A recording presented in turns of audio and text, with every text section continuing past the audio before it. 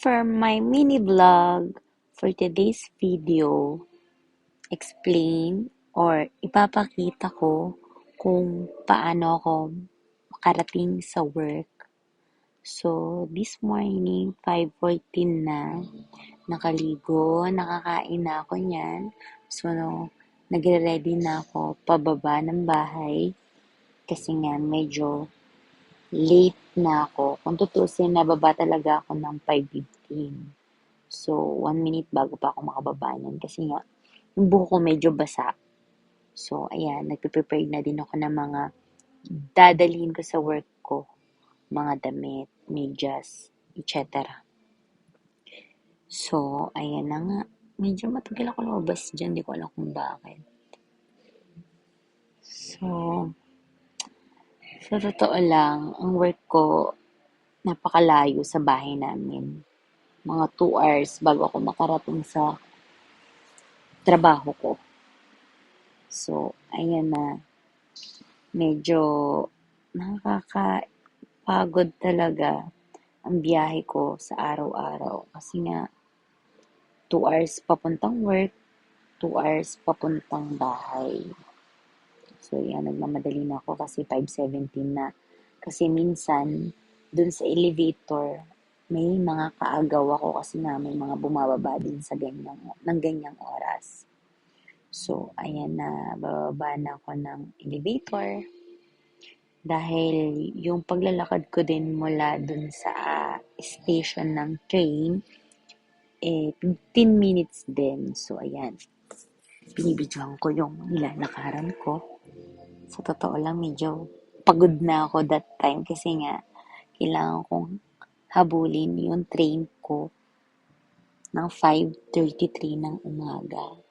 So, dapat hindi ko siya ma, ah, hindi ko siya dapat maligtangan or hindi dapat ako malate. Kasi nga, isang oras pa ulit ang train na dadaan. So, kailangan go for gold ang paglalakad or pagtakbo hanggat kaya tumakbo para maabutan ko ang train. So, ayan. Andiyan na ako sa center ng Mortara kung saan ako nakatira. And then, ayan na nga. Medyo malapit-lapit na rin ako sa station ng train. Sa totoo lang, nakakapagod din ha. Yung araw-araw na biyaheng ganyan. Araw-araw kang tatakbo. Kasi nga, kailangan mong abutan ang train, bus, subway. Kasi kung hindi, wala, malilate ka sa work talaga. So, ayan na, ang train na sasakyan ko. So, ayan, nakahanap na ako ng upuan. Medyo wala pang katao-tao kasi nga, Saturday, medyo pahinga ang tao. Pero may sasakay din dyan sa mga titigilan. Pero hindi ganun kapuno. So, ayan, nakababa na kami sa Porta Genova kung saan nag-i-stop yung train dahil Milano na yan. Ayan, nakasakay na kami ng kapatid ko ng autobus. Hirap din ha. After ng autobus, sasakay ka naman ng tram papuntang subway. Ganun na lang lagi ang routine. Yan yung tram papuntang subway. So, siguro mga nakakailang palit ako ng sasakyan papuntang work. Una, train, tapos bus, tram, subway, bus ulit. So, ayan, pababa na ako ng subway ngayon. Kasi nga, kailangan ko ulit habulin ang train. Kasi, totally hindi train, subway. Kung hindi ko siya mahahabol, another, late na naman ako talaga sa work. So, ayan. Dito na kami ng kapatid ko sa subway. So, yan. Kita mo yung kapatid ko. At, ayan na po. Nakababa na kami ng subway at papunta naman ng autobus. At, ayan, pag-akyat ko yung autobus, 9 minutes bago makarating. So, nung nakarating yan, nakaupo na at nag-aabang ulit ng pag-alis Dahil umandar na ulit ang bus papunta dun sa work ko, medyo pagod na talaga ang lola mo niyan kasi nga wala na akong ginawa kundi tumakbo ng tumakbo. So, ayan, malapit na ako sa work. Medyo hingal na ako dyan sa video na yan kasi nga 7:20 nag-stop ang bus na tinigilan, binabaan ko.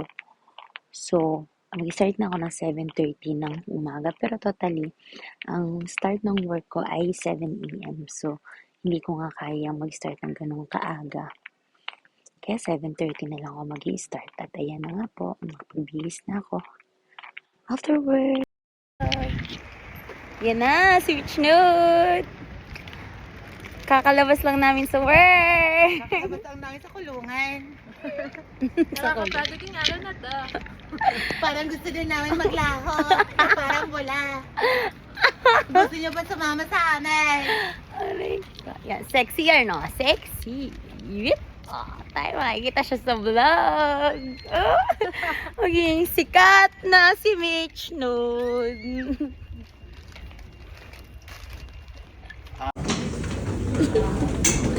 Paano yung pagod sa work, Mitch? Aray ko. Walang takas naman eh. Nasaan bang hostesya? Uy, nangingisig na yung papa ko. Parang kami din.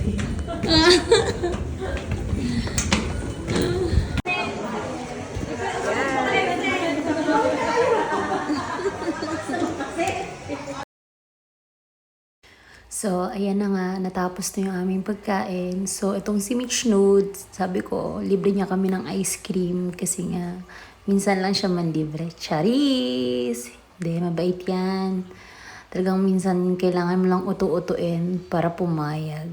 O, tiyo mo, paganda ka dyan, pasexy ka pa dyan. Thank you for the treat! At ayan na nga, kukunin niya na yung ice cream. Ayan na. Ang tagal niya. Inabot na ng Pasko. Thank you for your ice cream. At ito na nga. Dito na ako sa bahay kasama ng mga kiddos. Thank you for watching.